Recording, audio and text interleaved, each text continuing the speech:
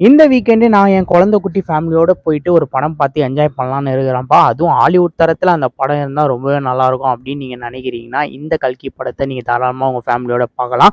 நீங்க குடுக்குற ரூ. 150க்கு ஒரு வொர்த்தான படமா அது இருக்கும். இதே மாரி தான் பிரபாஸ் இதுக்கு முன்னாடி நடிச்ச ஆதிபுருஷ் படத்துக்கும் பயங்கர பில்டப் குடுத்தானுங்க. ஹாலிவுட் தரத்தில மேக்கிங்லாம் பண்ணியிருக்கோம், சும்மா மிரட்டி விட்டுருக்கோம் அப்படின்னு சொல்லிட்டு நம்மள நம்ப வச்சு ஏமாத்துனானுங்க. அந்த மாரிலாம் இந்த படம் இருக்காது. இந்த படம் உங்க காசுக்கும், டைமுக்கும் ஒரு வொர்த்தான படமா இருக்கும். இந்த படத்துல இந்தியன் சினிமா உலக தரத்துக்கு போயிருக்கு அப்படின்னு சொல்லலாம். ஏன்னா சிஜி விஎஃப்எக்ஸ்லாம் கொஞ்சம் கூட பிசுறடிக்காம ஹாலிவுட் தரத்துல இந்த படத்துல பண்ணியிருக்காங்க.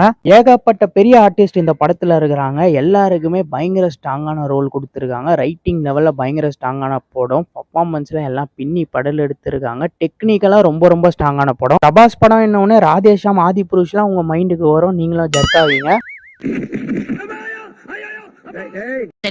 நோட் பண்ணுங்கப்பா பின்றாம்பா